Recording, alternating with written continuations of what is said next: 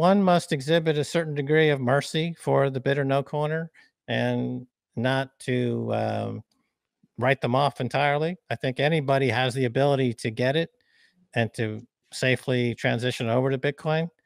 So if it's, I speak in the language that Jamie Dimon speaks in. I know the Wall Street language. I know that he wakes up every morning basically vomiting bile and hatred of himself because he knows the kind of pain and destruction he's been responsible for.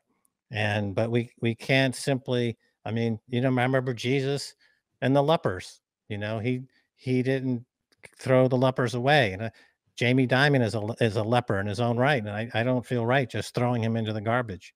He can be saved. And he's now getting it. JP Morgan is now embracing it.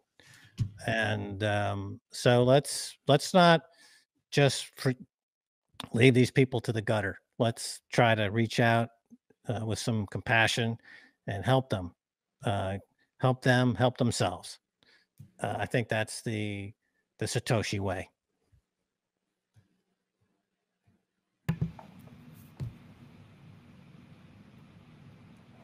Tina, what kind of love can you conjure up for the people that you've battled and been frustrated by over the years in the future? I'm not frustrated by them. I know that they will own Bitcoin. I tell them all, you will buy it. I give them a price they'll buy it at. Here's the thing that I understand. I'm not special. I came to an understanding, and I know that other people will also come to that understanding. Everyone will understand Bitcoin, and everyone will own it. It's just that simple. They will also figure it out. I have no doubt they'll figure it out. People figure it out whenever they figure it out, and that's fine. And there's nothing wrong with that. I didn't buy Bitcoin till this cycle.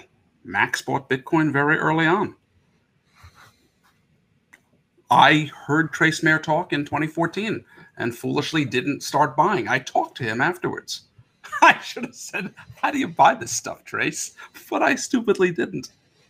We talked about other things. But I could have had a lot more. People will come to understand. People are mostly pretty smart. People understand things. So we'll keep talking, and little by little, they will come on board. They will start to see it and understand it. I think that it's reasonable to have a skepticism. We've seen lots of things. I've traded for many years. I've invested, and we've seen many things that we're skeptical about. It happens all the time in markets that people are skeptical. I was an early Amazon user. I started buying the books on Amazon, I think in 1999. I never bought the stock. I love using Amazon. I could have bought a lot of stock at $5 and $6 in like 2002 or 3. I could have owned a real crap ton of Amazon stock. I became a Prime member not that many years later. One of the first Prime members. Stock was like $40 at the time. I could have bought less, but I could have bought Amazon. I don't know where to say $3,000. Happens all the time. People have views on things. They change their mind. They see things differently. People see Amazon differently today than they saw it then. I don't know why I didn't buy it. I was dumb. This is just how the world works. And they'll figure it out. I think people are going to be figuring it out really fast. Just to bring it back to full circle to where we started this conversation, I think we are going to see people having to figure it out very fast, and the situation is going to be forced. The issue is going to be forced much more quickly than we thought it was going to be over the next couple of years.